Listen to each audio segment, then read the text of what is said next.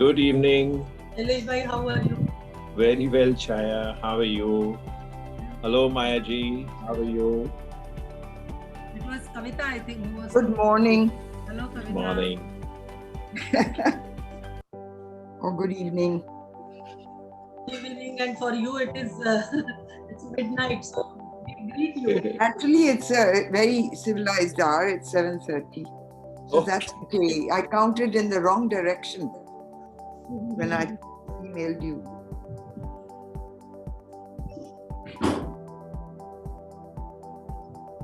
So in 1 minute we will start. It's 4:59. 5 o'clock we start. Yes, we have a fantastic crowd already gathered. Wonderful. Hello, Kavita. Hello. Chaya madam, your volume is very, very low. Is it? Good evening, Is that Shailesh better? bhai. Is Good that evening, better? Shailesh bhai. Good evening, Indrapal ji. कैसे हैं? बिल्कुल ठीक ठाक आपकी Wonderful. दुआएं हैं. Hi, Shailesh. Gopal here. Hi. Hi, what a Hi. delight. What a delight. I thought I would surprise the chartered accountant. How lovely. So I'm it's 5 so o'clock delighted. we will start with Yes. permission. Please Yes. start. So good evening, everyone, and welcome to the Wednesday Wisdom Webinar, a Bombay Management Initiative. Since last month, we are started a series celebrating Indian managers who made a difference. Our mentors for this series are Mr. Walter Vieira, Professor Ernest Fernandez, and Mr. Indrapal Singh ji. We are very happy that we had the welcome for this series last month when we did the episode on Dr. K.S. Basu, the first director of Jamnalal Bajaj Institute of Management Studies and the second president of Bombay Management Association. Today we are here to celebrate another doyen of management, Mr. Prakash Lal Tandon, Mr. P.L. Tandon. Last one month, we are understanding the personality, and we could reach to many people in order to understand this personality who has been a great source of inspiration and a great source of motivation to all young managers who had worked on this. Today, I am very happy to welcome Maya Malhotra, daughter of Mr. P.L. Tandon, Ayesha Malhotra, granddaughter of Mr. P.L. Tandon, and many more who will be here. We have our Gopal Krishnan sir, and also we are going to have understanding about this personality from our mentors also. I am very happy today because it gives me great pleasure in inviting and welcoming you all for this wonderful session that we are going to have of this personality, which is again a very relevant and very path-breaking in its thinking. I am happy to share here a few of the sentences from his book, A Manager's Mind, and those two sentences or two statements that he has made. I'm touched by that. The first one is, I also learned that the more you know, the less you know. The more you know, the less you know. Mr. Prakash Lal Tandon is saying some years back.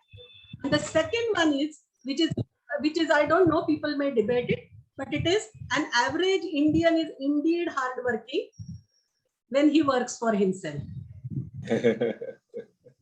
We do not know, it may be a debatable statement, but then today we are here for celebrating Mr. P.L. Tandon and his learnings for the young managers who had worked on this personality for creating the audio visual.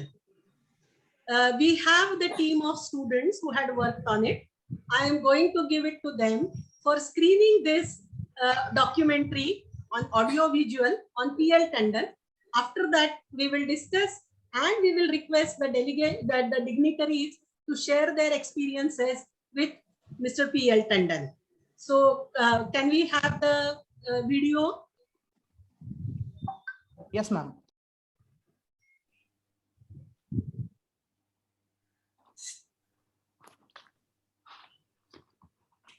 Homie, you've disabled the screening.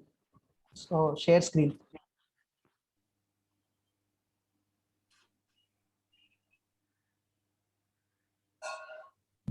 Why we make him co-host?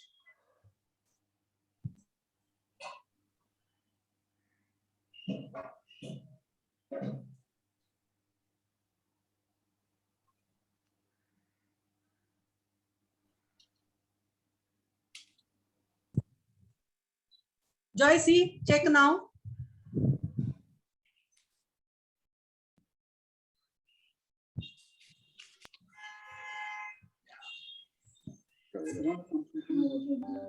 It is rightly said, great leaders don't set out to be leaders. They set out to make a difference. Good evening everyone. We at Bombay Management Association and Jamnalal Bajaj Institute of Management Studies welcome you all to the Wednesday Wisdom webinar.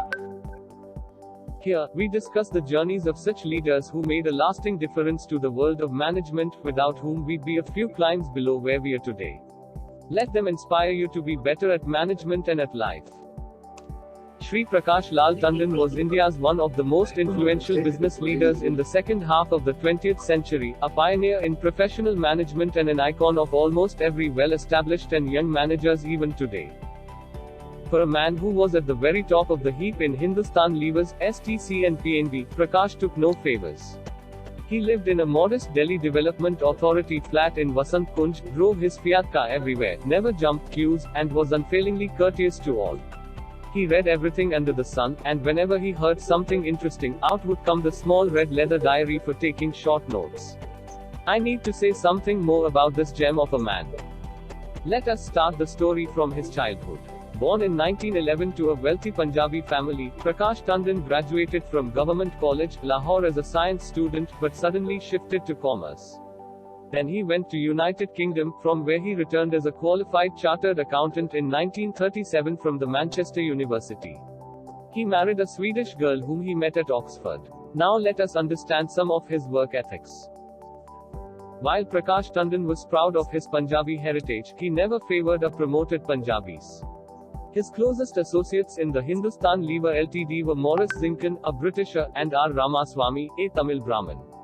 His chosen successor was Vasant Rajadhyaksha, a Maharashtrian.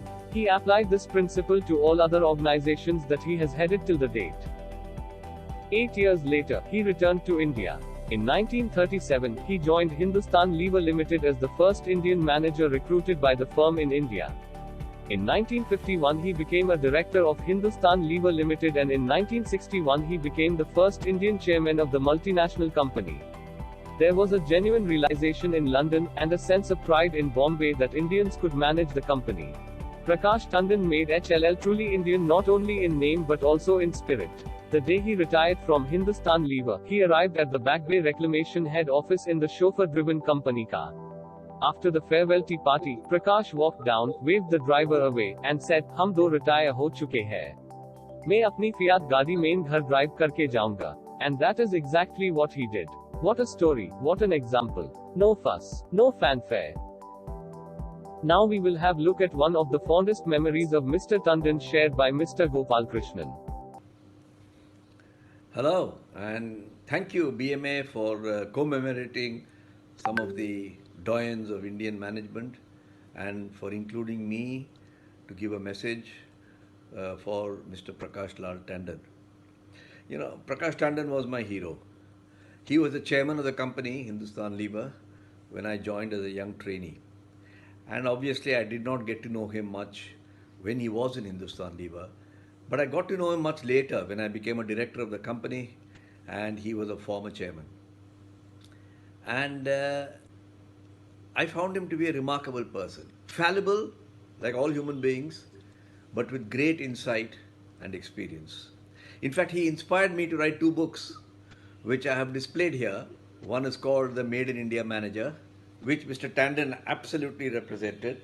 And the second one is here called A Comma in a Sentence, which I wrote, which is my family history background, like he wrote his Punjabi century. And no doubt, as I mentioned in the book, his book was an inspiration for me to write a comma in a sentence. You could have as well called it the Tamil century, but that would have been copying too much. I'm so delighted that you're commemorating Mr. Tandon, and I wish young people would take the great inspiration from whatever he has stood for and done for management. All the best. Thank you, Mr. Gopalkrishnan, for sharing the message with our audience. Post his job at Hindustan Levers, Mr. Tandon was made chairman of State Trading Corporation in 1968. Let us hear it from Mr. Latif. He has few noble thoughts which he'd like to share on this platform with all of us. I'm flattered to have been asked to contribute to the Bajaj Institute of Management Studies work on Prakash Tandon. I was introduced to him by his daughter, Maya Malhotra, who got to know us after I returned to India in late 66 to begin a career as an economic journalist. I had just joined the Hindustan Times in 68, and Prakash Tandon had just been appointed as chairman of the State Trading Corporation of India. Tandon was one of the early appointments of several outsiders who had been injected into government to bring professional experience to the civil service and Indian management. These included Lavraj Kumar, who came in from Shell, I.G. Patel, and later, of course, Manmohan Singh, Vijay Kelkar, and others.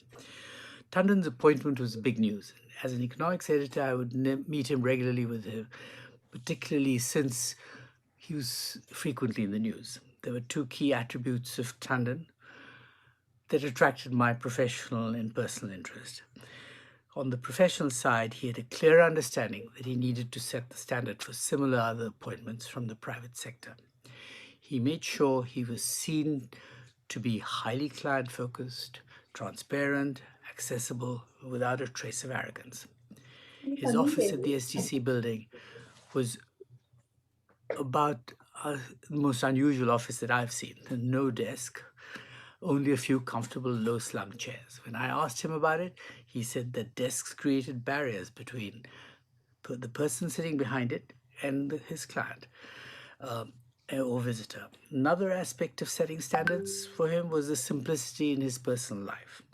He was always very simply, elegantly dressed, lived in a modest TTA apartment, drove a Fiat car himself, shunned all the perks that government jobs offered.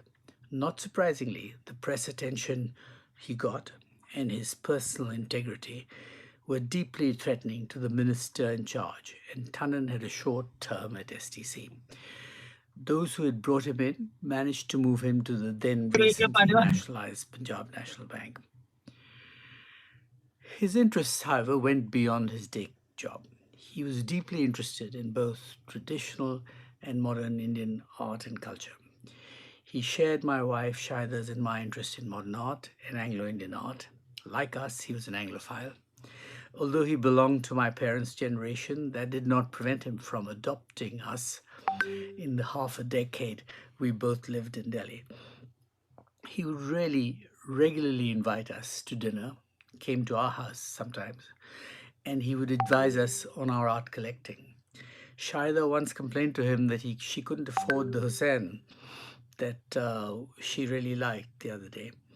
And so he said, you should have bought it, because he says, you will always regret it. And then he began to recount his own experience when he'd gone in Bombay to an exhibition of Amrita Sherial's work.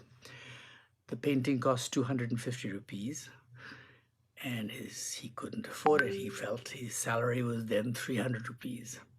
He felt this was the biggest mistake that he'd made in his life. On another occasion, he liked a British watercolor that we had of the port of Cochin, and said he was planning to use it for a cover of a State Trading Corporation annual report. I don't know whether he did or not. He was one of a dozen or so people who I regard as father figures in my life. profoundly influenced my thinking and throughout my career.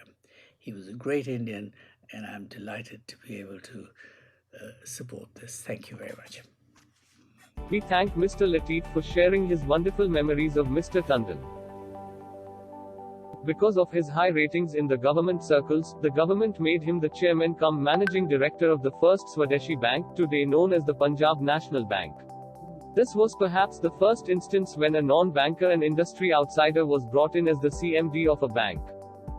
The present logo and fonts of name boards were among many changes brought out by him.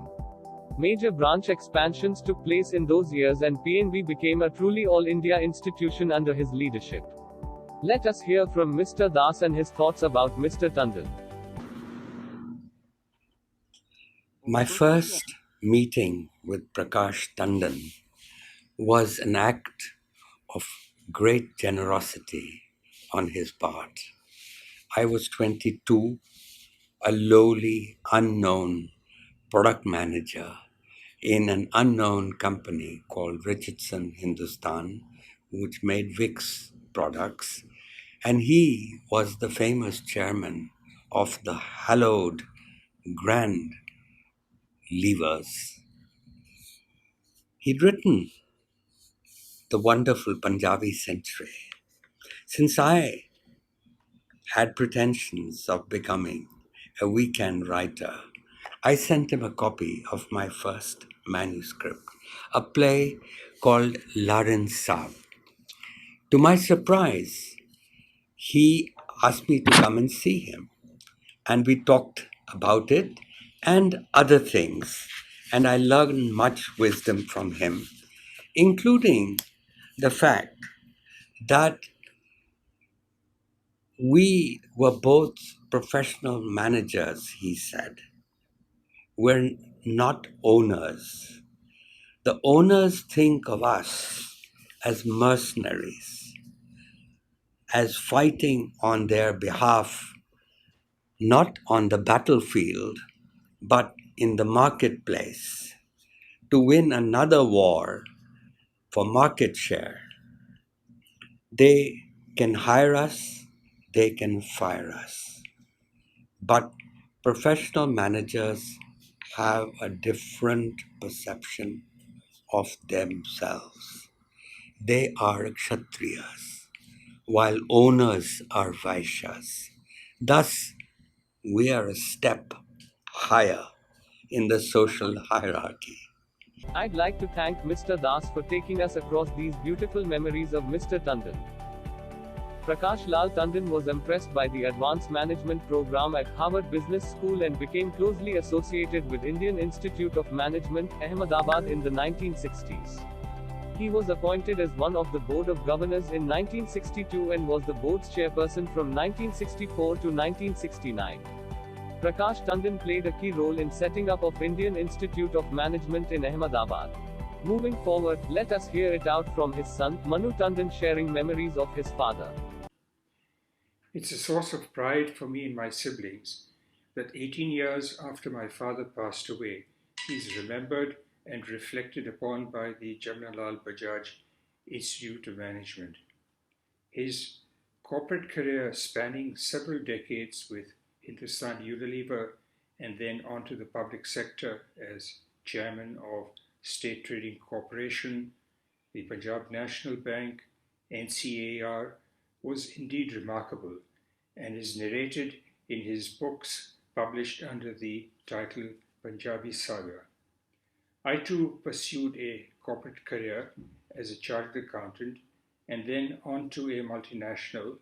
I had the advantage of an enviable mentor engaging in long conversations on our respective careers, mine the present and his the past. I would just like to highlight a few takeaways, albeit for my modest size of company I was engaged with. PLT, as he was known in Levers, once said to a bunch of newly inducted trainees, "Young men, you have ears twice the size of your mouth, and you have 2 ears, so you would do well to listen 4 times as much as you speak." when sizing up a potential candidate for a senior position, and once he was satisfied with his professional and managerial competence, he sought to find out whether he possessed the values expected from an HLL manager. He believed values were something systemic, either you had it or you didn't. A balance between work and personal life was important to PLT for himself and his colleagues. However, for him, leisure was not to be wasted, but should be spent productively for exercising the mind, body, and learning. Vacations were spent in the Himalayas, walking, trekking in the pristine environment, and interacting with common rural folk. He wrote his finest book, The Punjabi Century, during vacations, often sitting by a Petromax lantern in a remote forest rest house in Kashmir.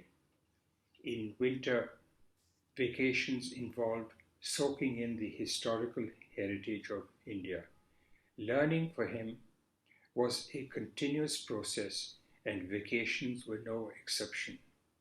PLT strongly believed that a key ingredient to corporate success was a fair balance between the obligations to employees, customers, suppliers, shareholders, and the society at large, and of course the government.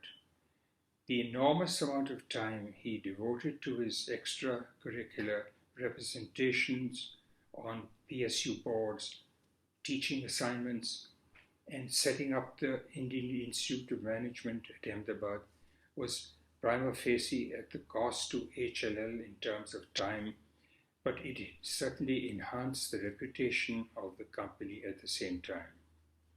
This was perhaps an early example of corporate social responsibility. Today, giving back to society at large is not just charity, but makes good business sense. When PLT was about to leave the comfort zone of levers to take up a position of chairman STC, he called on GD Birla, who was horrified and said, "Are you mad? Was PLT able to make a difference to this huge monopolistic trading organization owned by the government and run like a government department?" To a point, perhaps yes, but ultimately he abruptly quit rather than doing the bidding of his political masters. Today, STC is anyway irrelevant, and HUL is more than thriving because it believed in the highest standards of professional management. I would like to thank Mr. Manu Tandon for sharing his thoughts about Mr. Tandon with all of us. I must say we are all touched by these memories of Mr. Tandon. Several years later in his 90s, he lay weak in his bed at his Delhi home, but alert in thoughts and speech. His sons insisted him to move to Pune and stay with them. On the 20th of October, as Unilever announced in London the dismal news about halving its sales growth and its share prices slumped. In an unconnected event, several thousand miles away in Pune, Prakash Tandon closed his innings at the age of 93, a bit short of his Punjabi century, but a glorious life, a well-lived life. What a gem of a person Shri Prakash Lal Tandon was. We feel immense pleasure to let you all know about his contribution to our nation, and now we will look at some of his memories his beloved daughter and granddaughter would like to share with us. Maya madam, we are very happy to have you, and we are very curious to know something about your father, late P.L. Tandon, whom we are very eager to know at Bombay Management Association in celebrating the Indian managers who made the difference. We are doing this for the students and the young managers to know how the people have stood for Indian values, and Indianness in management instead of having relied on the outside philosophies and outside management theories. So in that context, we are eager to know about your father, Mr. P.L. Tandon. You can tell us about him, about your childhood memories with him. Okay, first of all, he was not a theoretician actually at all, very practical in management. And I think he innately believes that good management is the key to practically everything.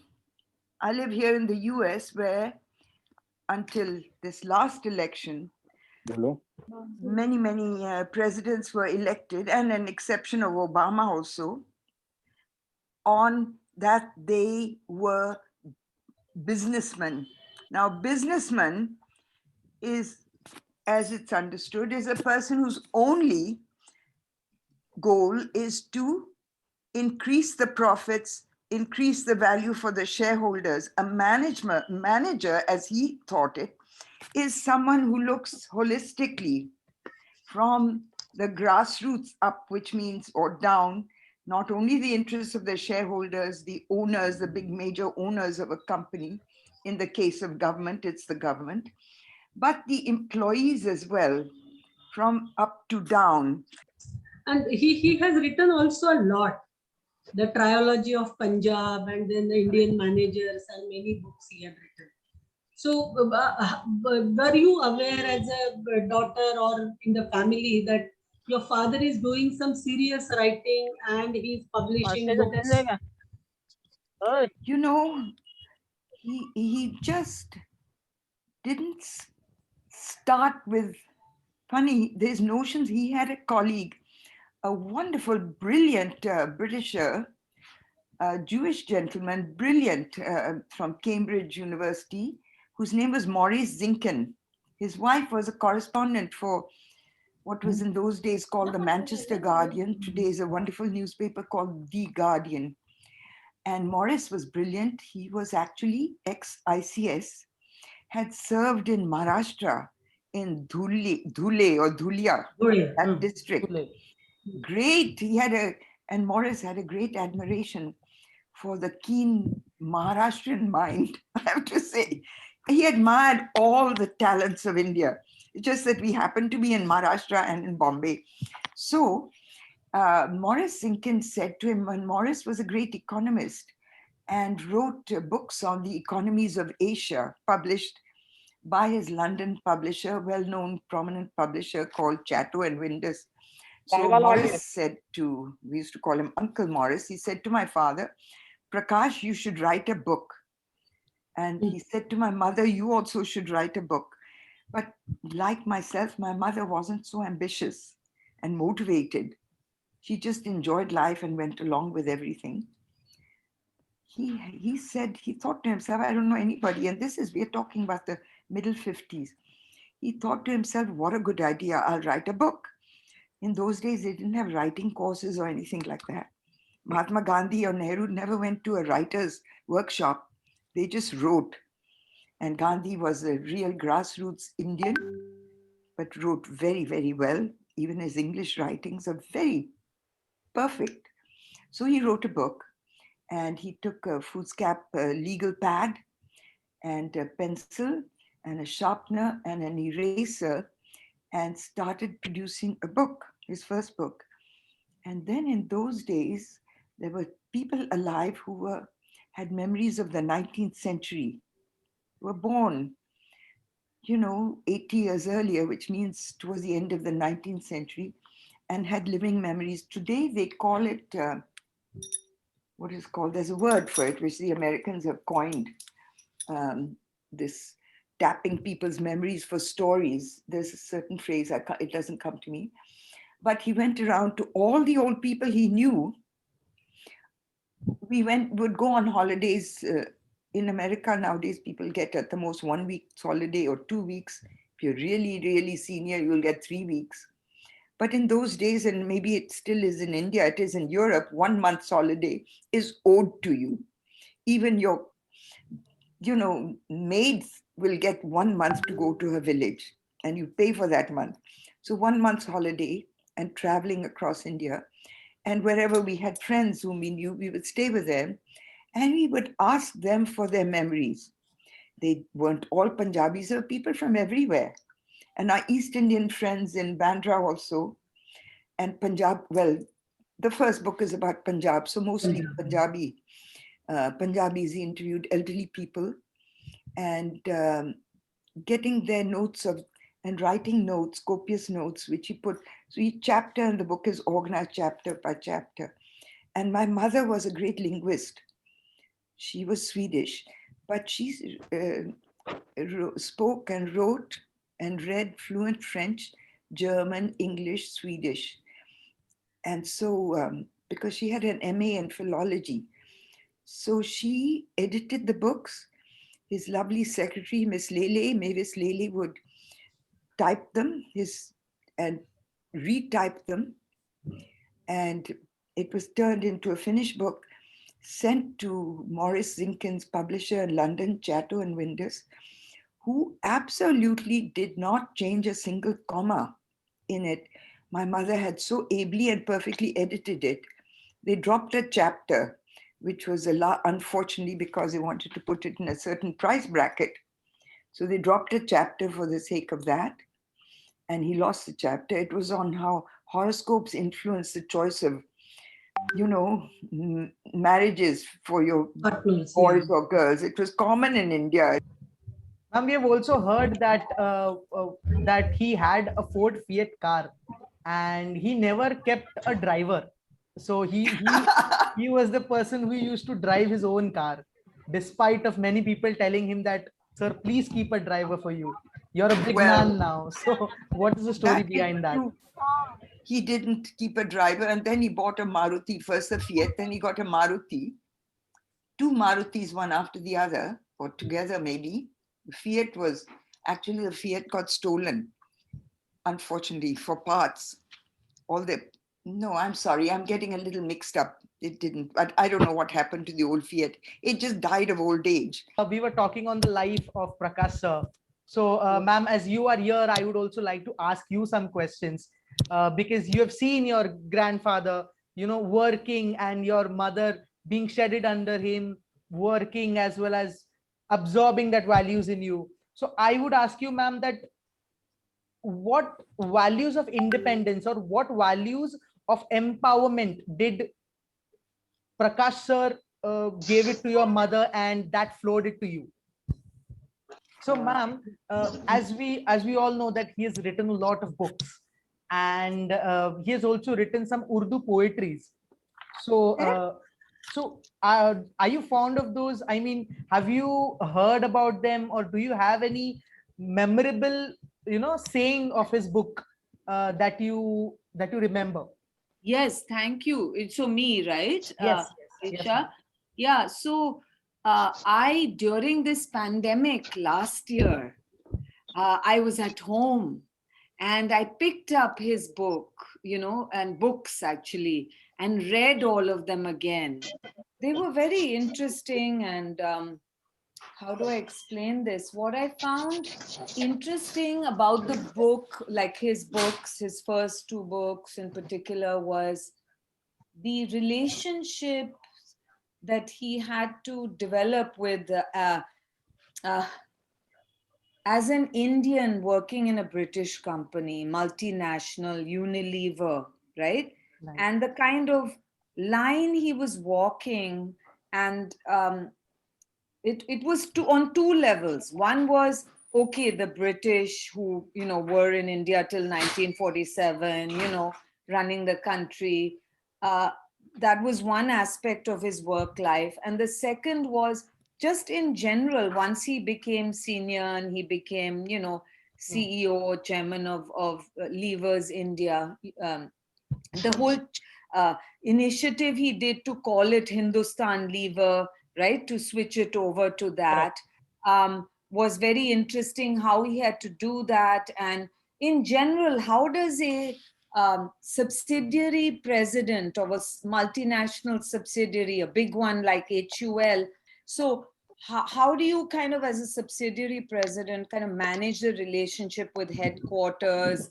You know, I remember reading in the book once he had to just sort of literally get on a plane and fly out to London to discuss, you know, an important idea. I think it was the Indianization and turning it into an Indian company whose shares could be bought by the Indian public. So I found those aspects of his book really interesting to read, the history of that. And, you know, I wasn't going to say this, but Joy, I feel comfortable and I'm just saying it to you. But, you know, I was so close to him and my grandmother. They were my parents, actually, literally. Wow.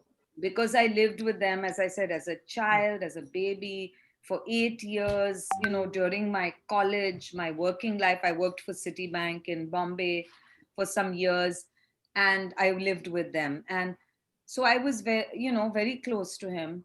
And some years after he passed, I had a Diwali party at my house for, you know, my children, families, and all in Canada. And I went, speaking of quotations or sayings, you know, you were asking, I went down to my one part of my house and I was cleaning up after the Diwali party. And I saw on a bookshelf, there was a tiny little pink book lying there. And I opened up the book and it was a book of quotations, different famous sayings. And I wrote it, somebody had written in it, and it had been given to me as a present, and I didn't even remember that I had that book. Inside it said, "Dear Aisha, happy Diwali from, you know, whatever, your grandfather, with love and everything." And it's funny that on Diwali night, I found this book of quotations from him.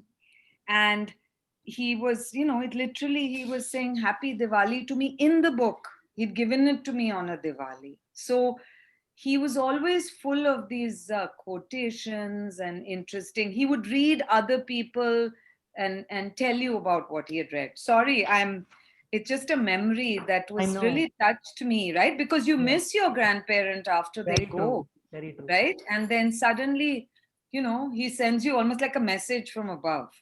Ma'am, it's my honor to meet you over a Zoom call today and to understand what happened decades ago, that even today managers have been so inspired, not only in HUL but throughout the globe. People are even today talking about Prakash sir, and we as young managers also know him, we study about him. So I myself feel so privileged and honored to speak to his family today. So with this note, I would say that JBIMS with the Bombay Management Association thank the daughter Maya Malhotra and her granddaughter Aisha Malhotra to join me on this call and to talk about the life of her grandfather and her father, how so well he has touched upon lives, and even today he's known as the icon for the established and the young managers in the world. So thank you so much for that, ma'am. Really appreciate your efforts to be there. So much. This was indeed an overwhelming and heart-touching conversation we have had with Mr. Tandon's daughter, Maya Malhotra, and his granddaughter, Aisha Malhotra. After looking at the life of Shri Prakash Lal Tandon, everyone might be having a question in their mind for sure. How is Mr. Tandon's work ethics relevant even today? Mr. Tandon will be remembered for his innate Indianness, which transformed Hindustan Levers Limited into a truly Indian company, and for his strict financial probity in all his dealings. Truly, he was a great example in corporate management and has been an icon for generations of Indian managers. Before we close, here are few books authored by Mr. Tandon which I'd recommend everyone to read and learn more about him. This initiative was driven by the part-time MBA students at JBIMS Marketing Department. While learning about Mr. Tandon, the students have absorbed various skills ranging from accountability, delegation, patriotism, leadership, planning, and modesty from Mr. Tandon. We believe all of them will continue to practice these skills in their professional endeavors and personal life.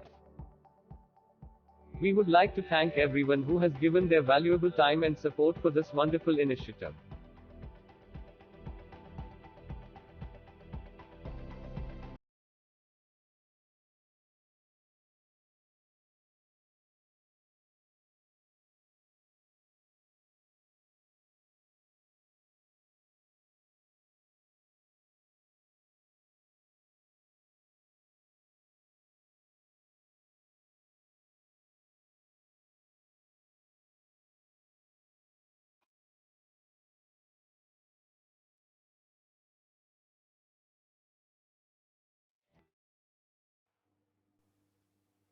Yeah, thank you, team. Thank you for that nice AV. I am sure that all the participants here in this webinar will realize that the towering personality of Mr. P.L. Tandon cannot be just given in 10-20 minutes. And we have exceeded our time in audio visual. But I congratulate all the students of MMM of Jamnalal Bajaj Institute of Management Studies, because let me tell you here that it was to be done by some other management institute, but the last moment they showed the disability of doing this, and the challenge was taken by these MMN students, and last 10 days they had worked on it. So my congratulations and my appreciation to the team who had worked on this. So thank you team for doing this. And let me acknowledge the presence of Shri Manu Tandon and Shri Gautam Tandon also in this call. They are also here, who are the sons of Mr. P.L. Tandon. I will now request our past president, Shri Shailesh Haribhakti ji, to give his experience with P.L. Tandon and comment on the work that the students have also done. Thank you. Thank you very much, Kavita ji. I want to really thank you for having put me in touch with Mr. P.L. Tandon's family. It's such a delight to meet all of you. He was a person that all of us respected beyond almost everything. You know, I was a young chartered accountant just beginning my practice, and my father was a past president of the institute, and so he knew Mr. P.L. Tandon, and I was fortunate enough to be introduced to him and spoke to him several times. And that is when my deep respect from him began to grow. I used to read every one of his German statements of Hindustan Lever very carefully, and on many occasions made notes, and that habit stayed with me for many, many years. One of the things that I love to do is to read German statements. Mr. Gopal Krishnan knows that there has been a legion of chairpersons of levers and of other great Indian companies whose German statement becomes a collector's item, and Mr. Prakash Tandon was one of them. He was also a great supporter of BMA. I remember that he did, on occasion, give us the benefit of his wisdom at BMA, and all of us learned immense. If there's one company in India who I hold in extremely high regard, it is Hindustan Lever. And then when he became chairperson of the Punjab National Bank, it was yet another occasion when one of the largest portions of my work has been in bank auditing. And I had the pleasure of signing the balance sheet of Punjab National Bank many, many years ago. I don't even remember now how far back that was. But I think it's amazing to recollect all his lessons. But I can recount 5 lessons that still ring in my mind, and which I will bring to a modern today's context and show that he was already a person where his time. So he would talk about very subtly what we today refer to as ESG. And he would do it in a very natural, simple manner. He talked always about innovation. He talked about making sure that your people were always your greatest and biggest asset. And so nurture them, respect them, take care of them. And today there is perhaps nothing more important for any leader in any corporation to do than to be careful about the interests of their people. He also taught us the lessons of making sure that you kept yourself continually updated. Unlearn and relearn is a lesson that I learned from so many people, one among them being Mr. Prakash Tandon. And finally, above all, he taught us humility, and he taught us the lessons of not getting beyond yourself and remaining humble, remaining at all times thankful for what you have and what you receive, and be a great member of society. So he taught us the greatest lessons of good governance. And I'd like to thank the whole family for being here with us today and giving us the benefit of so many wonderful memories and recollections about a great man that he was. Ever grateful to everybody and delighted to be here this evening. Thank you. Thank you, Shailesh Bhai. And Tandon Committee report is another landmark in its way for the banking system. And we all know that Mr. P.L. Tandon was chairman of that committee, which is still used in banking scenario. We had a long chat with Maya madam and Ayesha.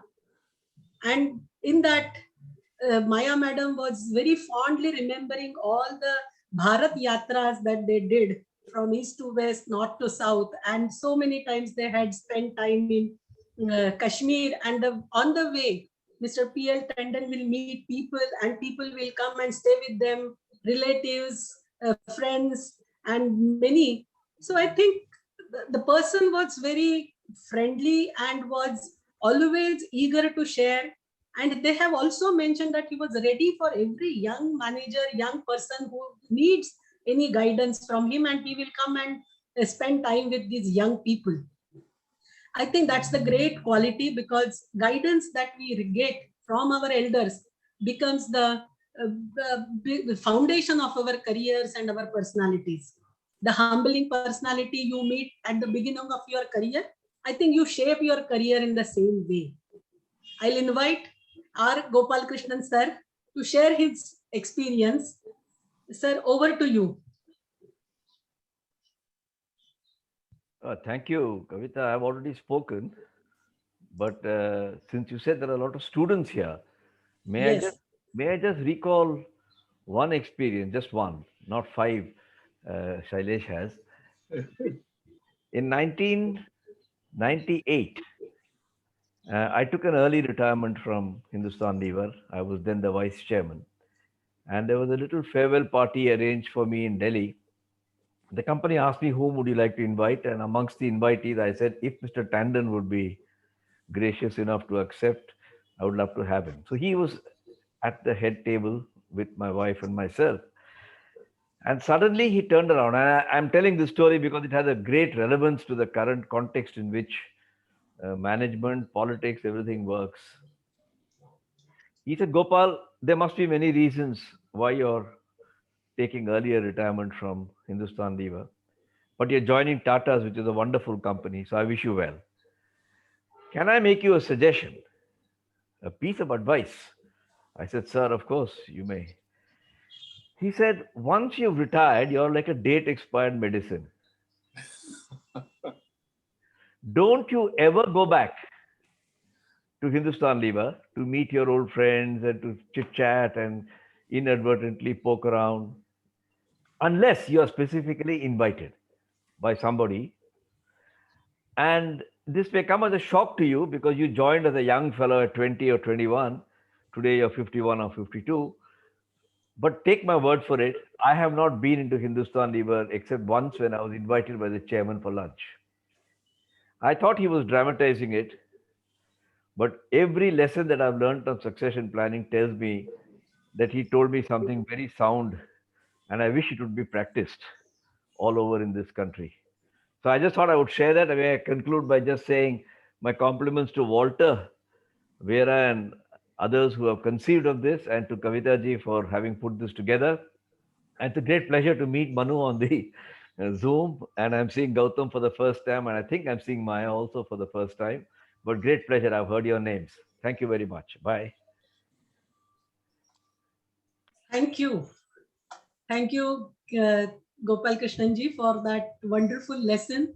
Don't go back unless it is invited. Great lesson. And if we see the young generation now, they change their jobs so often. I don't know for them how it will be useful, but then true, your value is there when you are in the company and so on and so forth. Yeah, great. I would request Joy and his team to say a few words about their learnings that they had throughout these 8-10 days. They had worked very hard on this. So maybe Joy can, Mihir and Ashish can start with, and they can two sentences about their learnings. Thank you so much for the opportunity, ma'am. First of all, a very good evening to everyone. This is an immense pleasure to me to speak to everyone on this platform. And I feel that after I, worked on the documentary, the presentation on Sri Prakash Tandon, I was so moved by the works he has done, the simplicity that he brought to the market, and the aura which he has left behind, that even today, after so many decades, people are, looking upon him, looking at the teachings that he has done throughout these years. And I feel so proud today to present this documentary in front of everyone here and to tell that Indians are everywhere in the world, whether it be marketing, whether it be management, whether it be Olympics. India is everywhere. And Sir Prakash Lal Tandon is one of that person I will admire throughout my life. So thank you, Maya ma'am, Aisha ma'am, and mainly the director, Kavita ma'am, to give us this opportunity so that we could work on this. Thank you very much, both of you, for working so hard. And any other member from the team? Ma'am, I would like to keep it very short. So first of all, good evening, everyone. And I would like to thank everyone who has put in their time and efforts to bring this initiative together.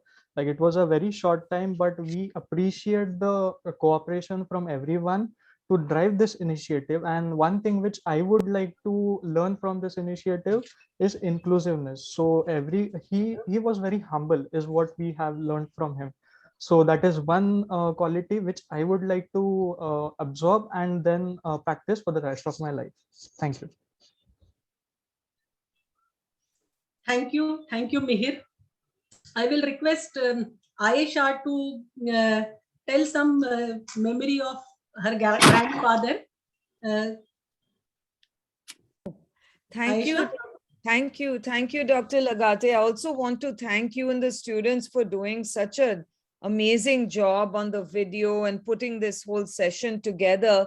And I also just want to say something quickly, that I myself teach MBA students in Canada, and I'm inspired by what you've done, because I think I'm going to create an initiative in my own school to sort of learn from maybe from Canadian managers or other managers in Canada, kind of bring in the history and get the students to interact and do exactly what you're doing. So really, thank you for doing this and inspiring me.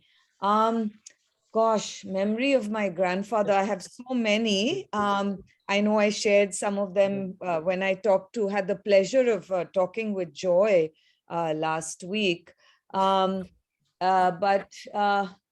Well, I could say, I'll tell you one that my uncle Manu told me. I shared this with Joy last week, that he was such a planner, my grandfather. I mean, he had his little diary, and he had, he was just an organizer and planner par excellence. And once when I was visiting, and he was a great mentor to me, like to my uncle and to so many other people. And once I was visiting from the US, visiting Bombay, and I was jet lagged and come in late at night, and I hadn't seen him because I arrived at 2 in the morning, and he was at our flat in Bombay.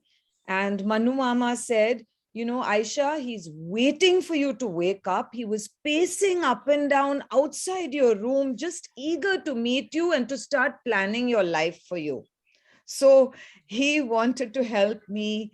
And one other thing we discussed last week was he just absolutely admired women managers of all kinds. He'd go to his local bank, you know, Punjab National Bank, and he'd come home and tell me, you know, I met this incredible woman. She's the branch manager there. And, you know, so we talked about empowering women and wanting them to succeed in business. He was, you know, really interested in doing that. So I'll stop there, but thank you so much. Thank you, Ayesha. We have planned for the whole year. We are going to do the celebrating Indian managers who have made a difference, and we are also learning. It's not only history, but it is also the relevance our seniors, our forefathers have shown us, and we need to sensitize our young generation for those kind of values and the life that they have led. So thank you for interacting with us and giving us a very, very important angle of life, a grandfatherhood that he has enjoyed with you. Thank you. I'll request Maya madam to say a few words. Thank you. In fact, my brother Manu put everything so well, all in a nutshell, and all the aspects. Voice is very low, I think. So sorry, I'll try to.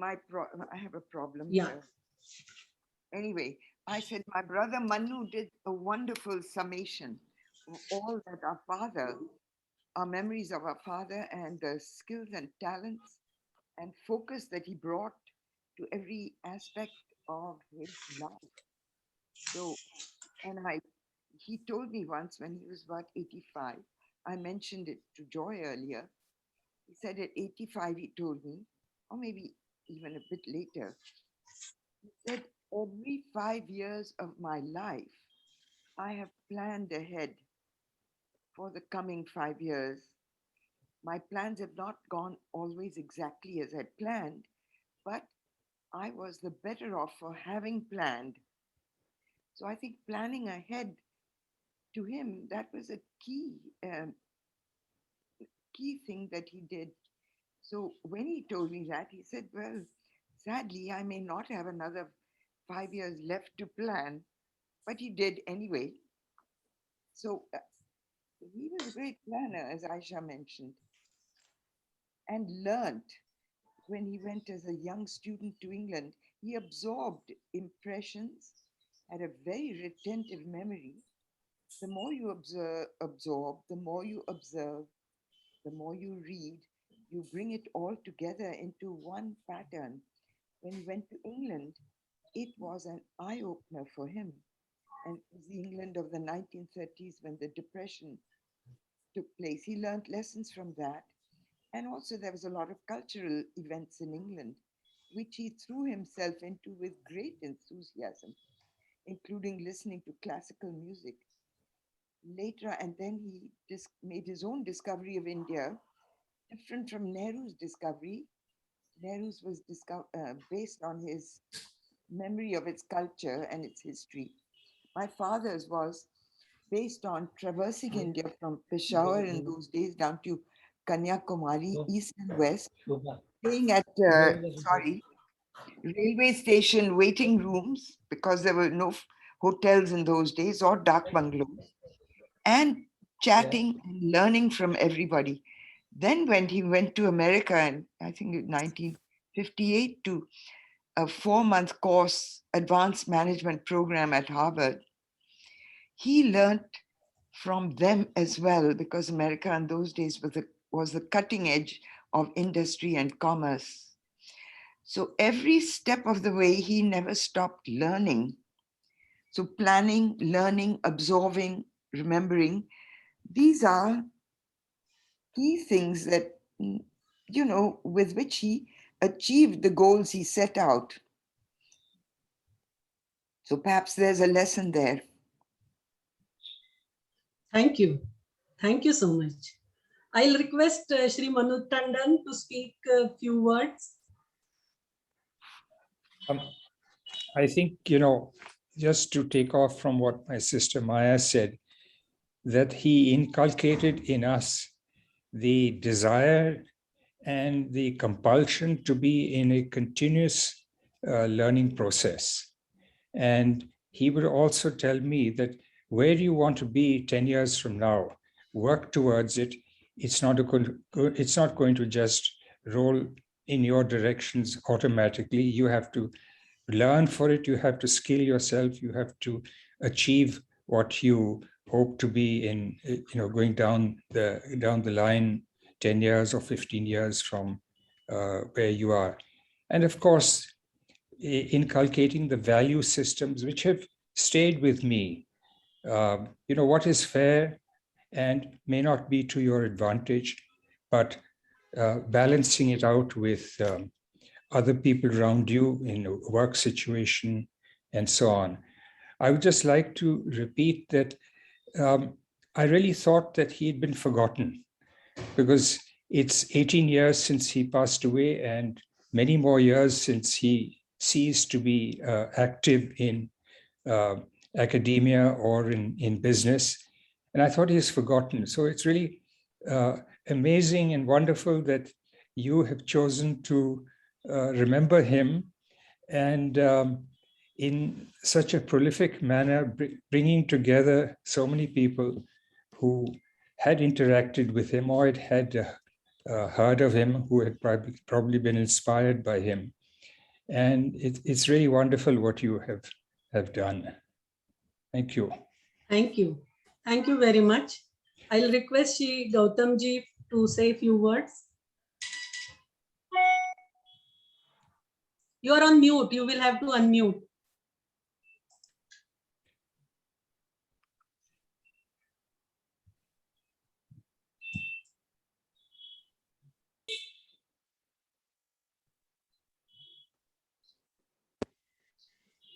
Can you hear me now? Yes, yes. Clearly. Thank you very much for giving me an opportunity to speak. I have very fond memories of my father. And one of the things,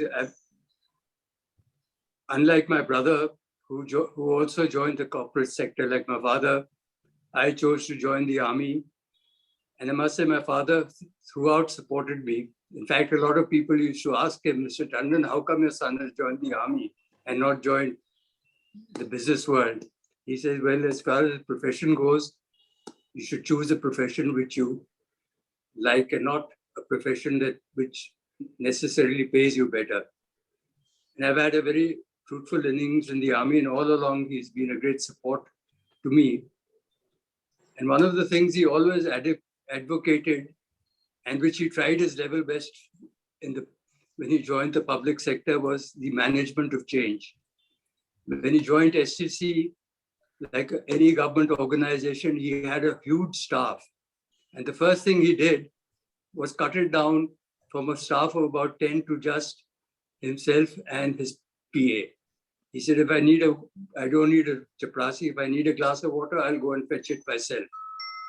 If I have to have something typed, I'll go myself and go to the typist pool and give it for typing. And the other thing, he did change in both in STC as well as in Punjab National Bank. In those days, in government organizations, promotion was 90% based on seniority and probably 10% on merit, which he did change in both Punjab National Bank and STC. I remember in STC, of course, a lot of the senior lot was very unhappy. And that was the time I was getting married. And on the day of the reception, they threatened to have a strike outside our house and disrupt the reception. So my father said, go ahead, I won't stop you. In fact, the minister rang up and said, would you like me to speak to them? Because I think this is not the correct occasion. He said, please don't speak to them. And of course, the head of the group rang up and said, we will have a protest outside the place, but what time does the reception start? He said, the first guests arrive at 8 o'clock. He said, we'll ensure that we leave the premises before 8. The other thing, of course, Maya and Manu brought out was our holidays were always by road, because the best part of India, the culture of India, the history of India, you could only see if you went travel by road. And during these road trips, my father always made a point to be, if there was a Hindustan Lever wholesaler in some small little town, he would make it a point that we visit the wholesaler, visit their families. And with the result, he developed a great bond with the wholesalers, which were an integral part of the company. And I remember many years later, I was doing a course in a place called Mao, close to Indore. And this was, I think, 10 years after my father had left Hindustan Lever. And one day, a young gentleman came up to me, said, I'm the father of a wholesaler in a town called Dhar. My father is now very old and ill, but I heard that Tandon Saab's son is in Mao, so I've come to take you to, my father is very keen to meet you. That was, I think, his rapport with his subordinates, because he always believed that the subordinates had an equal part to play in the success of any organization.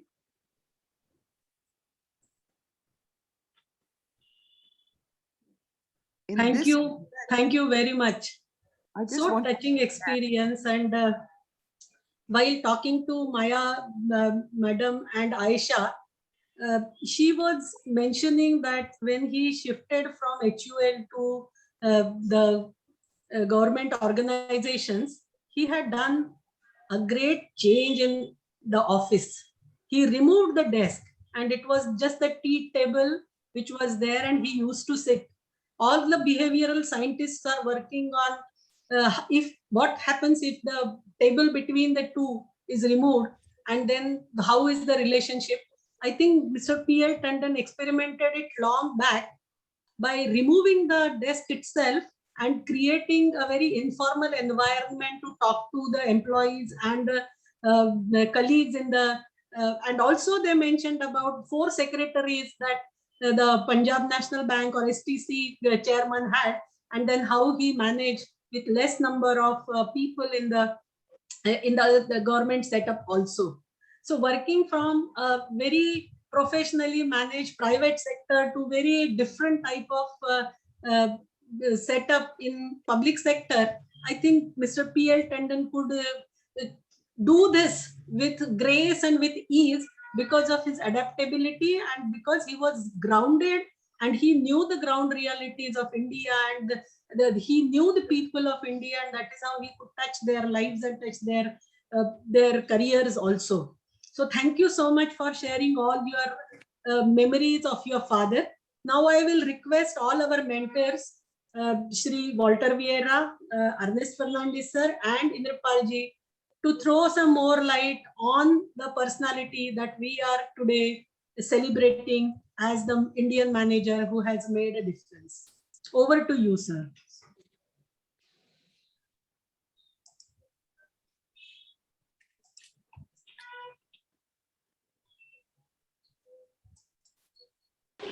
Hello, can you hear me? Yes. There's so much already said. There's very little more to say.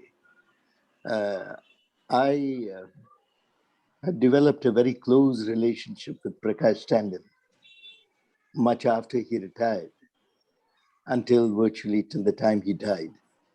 And for me, Prakash Tandon was somebody who embodied Rudyard Kipling's last line in his poem, If, that he could walk with kings without losing the common touch. And this is something that has been talked about already. His humility, his certain simplicity, It was not unusual to see him getting off a plane at Santa Cruz and then quite nonchalantly getting into an auto rickshaw to go home. And I once asked him, why don't you take a taxi? Won't you find it more comfortable? He says, no, taxi drivers are very unhappy when you tell them I'm going only to Pali Hill. After all, they've been in the taxi queue for a few hours and they want to get a passenger who goes a much bigger distance. The second that I'll never forget about Prakash Tandon is his diary pen. Always there, ready. And as you keep talking and having this conversation, you'll pick it up at some point and say, that's a very interesting point you made. Let me take it down if you don't mind. Always learning, learning, learning, and improving. At 85, he told me he was very fond of the Urdu language. And he said, Walter, I want to improve my language, my Urdu mastery, by translating the Gita into Urdu. I am hoping that I will finish it by the time I'm 90. Frankly, I don't know whether he completed it. I know he died at 93. But just imagine, at 85, he was still planning for the next 5 years. And this is something that has been talked about before. I have very fond memories of Prakash Tandon. He was much senior to me, I know, but he treated me like a younger brother, friend, in a way, confidant. And for me, it's happy memories. And going through them now in this last 1 hour has been a pleasure. Thank you. Thank you so much.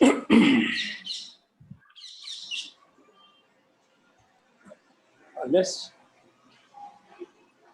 It was absolutely delightful to hear from Mr. Prakash Tandon's wife and children about his life. What I would like to say is that it was a very unusual life. And we wouldn't have really got to know Mr. Prakash Tandon in such detail. But his books convey his innermost thoughts. Now, it's very unusual to put into print candid comments about people whom you meet and the situations in which you are in.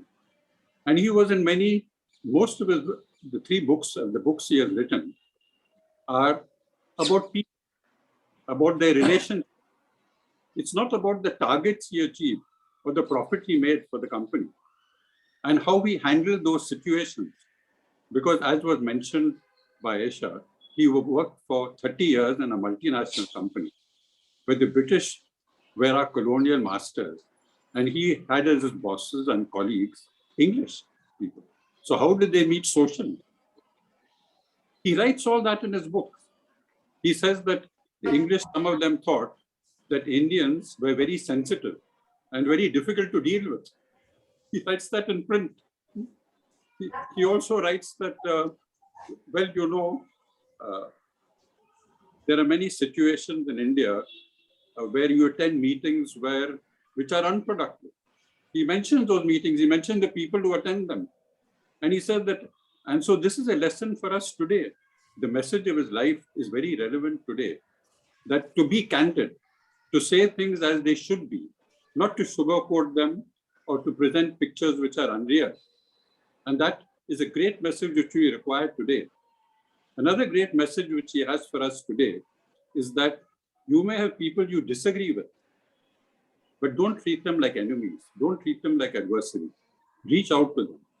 So he reached out to George Fernandez, who was a trade union leader. He reached out to Mr. Machruwala, who was Gandhi's disciple and was violently opposing Dalda. He went and met these people. He talked to them. And therefore, today, the life of Mr. Tandon is very meaningful. He may have passed away many years ago, but the message of his life is that he was a complete man, not only a complete manager. He had great concern for his family. In fact, you've got a chapter on Maya in his book. He was greatly concerned about the education she received. He transferred her from a convent school to Woodstock. He was greatly concerned in the company, not only with the colleagues, but also with stockists. He told some of the stockists, you can send your sons for training to the head office. So he was a person who managed relationships, and thereby he managed the business. And that is one of the great lessons which we have to learn from him. And there are pearls of wisdom in all the books. So to understand Mr. Tandon, one has to read his books, because there he says it as it is. He says how his life in England was, that he spent 2 years. He roamed around for 2 years with visiting museums, attending debates. And then when he came to India and wanted a job, he couldn't get a job, although he qualified as a chartered accountant. So he took the job in the advertising and market research department. I think that was a great learning for him, because when he became the chairman of Hindustan Lever, he understood the consumer much better, which many chartered accountants and businesses do not do. So there's a lot of learning from his books. And therefore, I think that if you want to understand Mr. Prakash Tandon, one should read his books, because there he says it as it is. He was not only a manager with a difference, he was an unusual manager with it. And there are so many lessons to learn from his life. I will conclude by saying that when he retired, he became very interested in promoting ethics in Indian business. And I had many meetings with him where he asked me, how do you teach business management students about ethics? So I told him, well, we'll bore them by giving them lectures.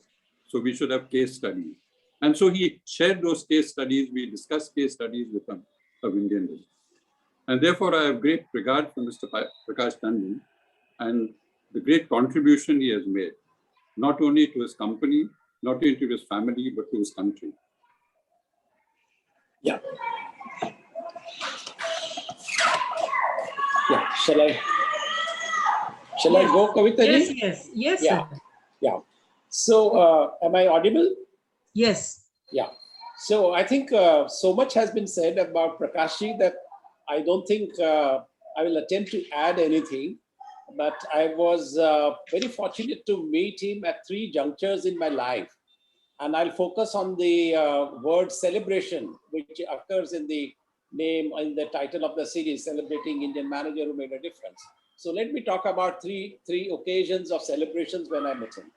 The first one was sometime in summer in 1968 at Ahmedabad Lawns. Indira Gandhi was the chief guest at the occasion of the convocation. And Mr. Tandon was the chairman of the Board of Governors. Ravi Mathai was the director. Kasturba Lalbai was there, and so on. So after the convocation, we were only 80 of us, and there was a high tea with Indira Gandhi. But as usual, the security people and the senior people were surrounding us. And though we students were asked to stand a little away in the rest of the lawn, and in a corner, Madam was there, Indira Gandhi. So Mr. Tandon was the only one who came out from that little coterie and tried to converse with us. He shook hands with us and asked the same question that everyone is saying, that what are you going to do now since you're leaving the institute? What, have you got a job? What is your aim in your life, and stuff like that? And we were forced, because all of us were very happy that we have got a job paying 1,000 rupees in some corporation or the other. So that was the first time I met him, but we were a little stunned that why would chairman of the board of governors will come and ask us that what are we going to do in our life, what are our goals, and so on. So that left us some impression, but we had no way to connect with him. I mean, he was already a very prominent person. Then way back in 70s or 71, I was deputed by my company, Godrej and Boyce, to Tehran to look after our stall there in the Asian or International Engineering Trade Fair. And STC was exporting spices and other things to Iran. And Mr. Tandon was the chairman of STC, so visited us. And he came to a stall. I mean, ours with not only Godrej, but of Voltas and other companies who were there, and congratulated all of us for taking trouble to participate in the share and work for increasing the trade, etc. But the best thing he did was the Shah of Iran was throwing a wonderful, wonderful party or reception for all the visiting delegates. Now we were way down, in the hierarchy. Who would invite us? That kind of thing. So, the trade fair would shut by about 5 in the evening, and the party was at 7:30 or something. So Mr. Tandon said, gentlemen, he walked in there, said, have you got your invites for tonight's party? You can't come like this. You better go to your hotel and, change up and come nicely, smartly dressed. We have to project India in a nicer way. So a colleague of mine from Voltas and we were shocked. They said, no, we are not been invited. So he said, no, I will talk to this chap Hussain and he'll organize invites for you, but we'll arrange that you are picked up and brought to, because there's a lot of security. So Mr. Hussain was Shehnaz Hussain, the beautician's husband. He was the local guy at Tehran, the STC's manager. And lo and behold, with our own Indian tailored suits and all that stuff, we landed up Shah of Iran's party. But Mr. Tandon made sure that we were there, and it was a kind of an experience of a lifetime. I mean, after that Shah was thrown out, and I don't know how many people attended his reception. And the first time in our lives, we saw beluga caviar being served in 2 feet wide glass, diameter glass platters. And Mr. Tandon egging us that, okay, gentlemen, don't be shy today. You'll never get to eat so much caviar at any party in your lifetimes to enjoy yourselves. So that's what we did. And then thirdly, after some program of conceptual forum at the Taj Gateway Room, some of our diehard BMites, BMAites, if I may call them, we were enjoying ourselves with the last drink of the day. And, about, I think, 10ish, and Mr. Tandon walked in there and said that, gentlemen, it looks like you are enjoying yourselves. So very well, I can hear your voices down there, and can I join you? So we said, fine, sir. I mean, I knew him, so I got up and said that most welcome. So we asked him, sir, what will you drink? So he said, well, I had my dinner and drinks and all that stuff, but if you can get me coin through, I won't mind having it. And lo and behold, we ordered a bottle of coin through, the liqueur, and wonderful 2 hours, 1.5, 2 hours we spent with him.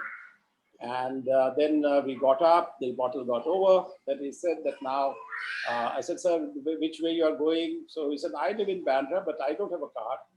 I told him, sir, I have a car, can I drop you over? So we took a ride together, another 40 minutes odd conversation with him.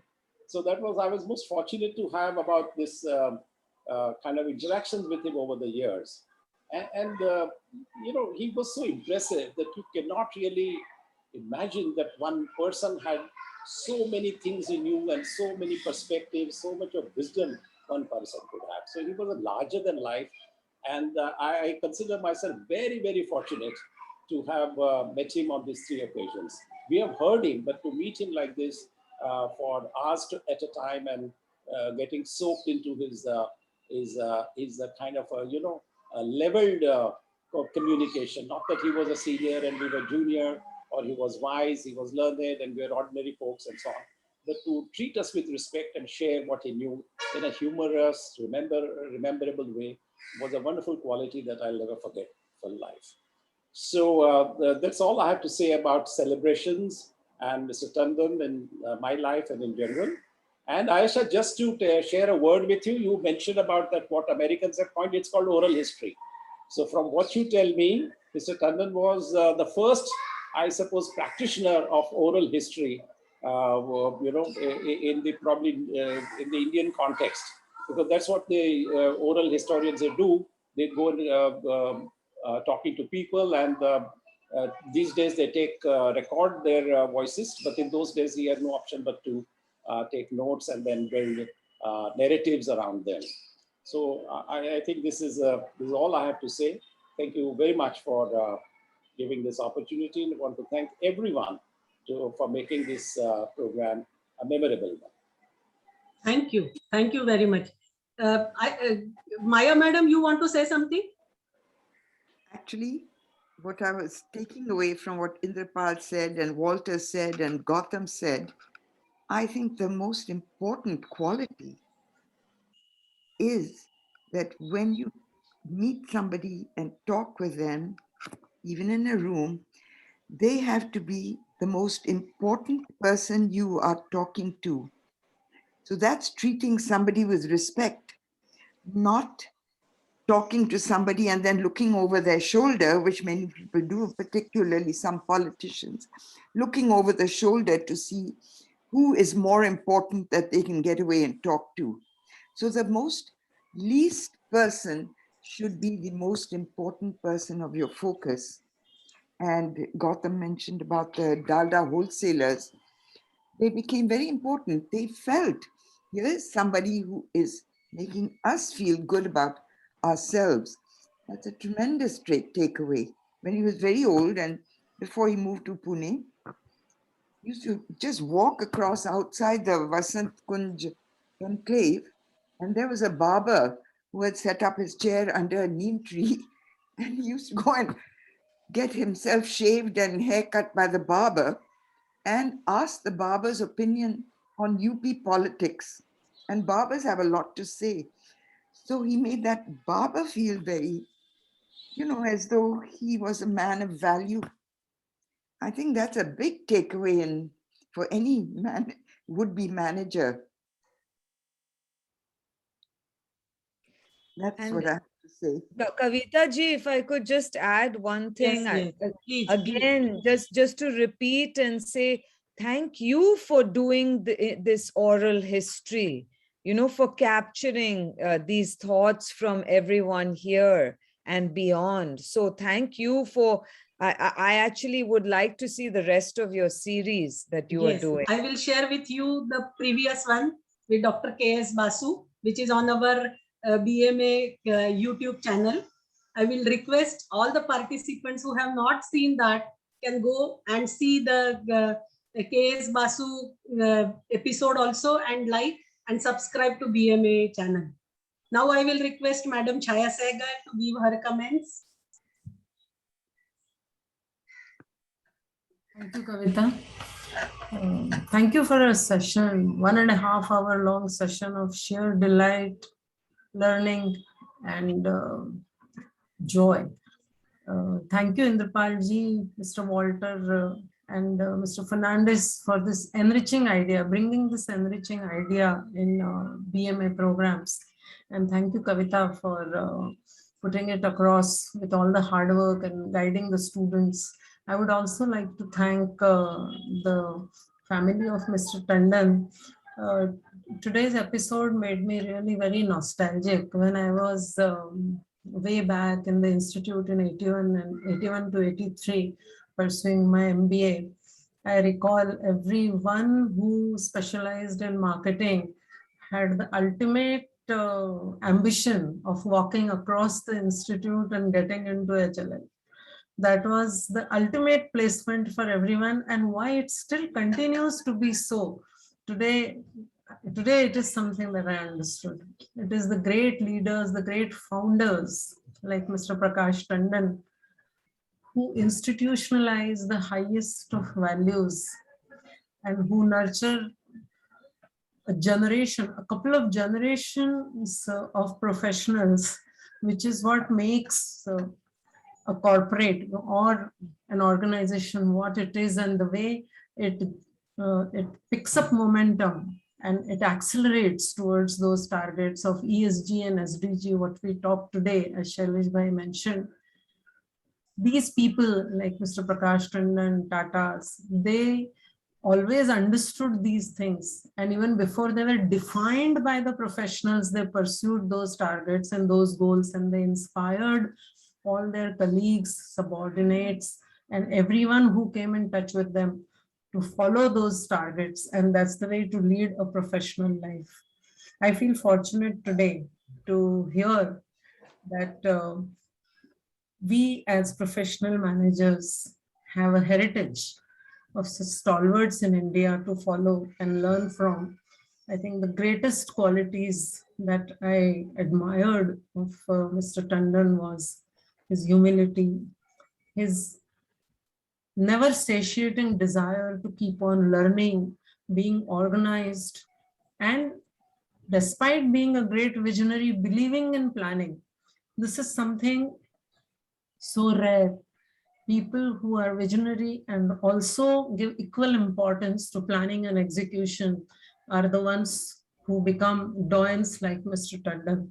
So thank you very much, BMA, for this opportunity today to sit and learn again. It was a great learning opportunity, and I enjoyed everything to the hilt, and I'm never going to forget the lessons that I learned today. Thank you, everyone, once again. Thank you, Chaya madam. And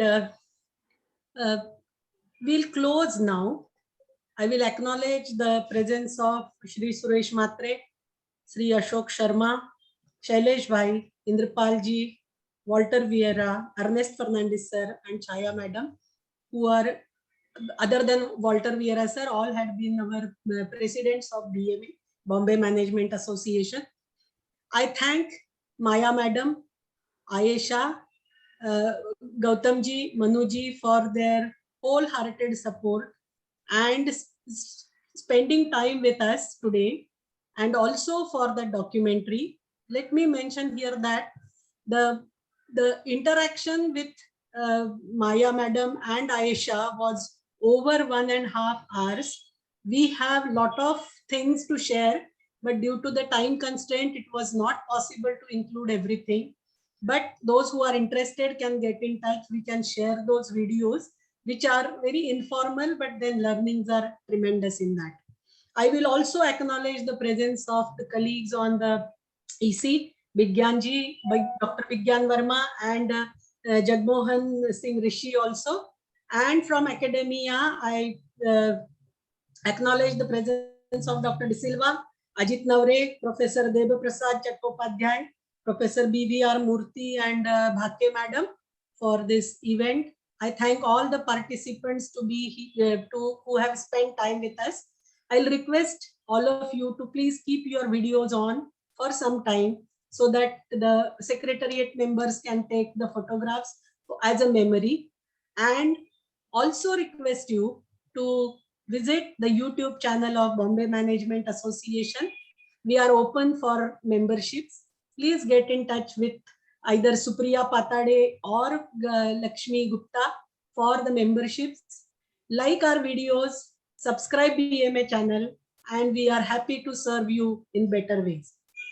The next event on 30th in Friday Fundamentals will be on grooming oneself and coaching experience that we will have.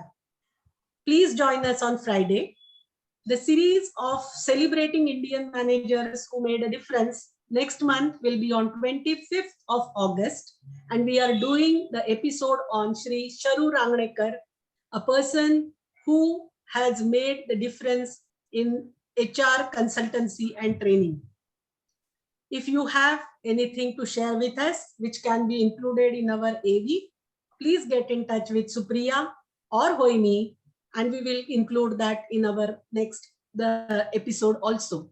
Do join us for the Bombay Management Association's Wednesday Wisdom webinars and Friday Fundamentals every day, every time at 5 o'clock Indian time. Thank you so much. Have a nice day, nice evening, and goodbye. Thank you. Thank you very, very Thank you, much. Kavita ji. Thank you, Joy. Thanks, everyone. Yeah. Omi, can we share the video, BMA video?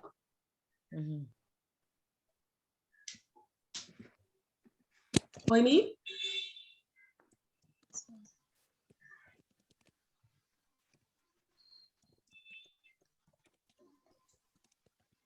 These are few events that we have done in the recent past.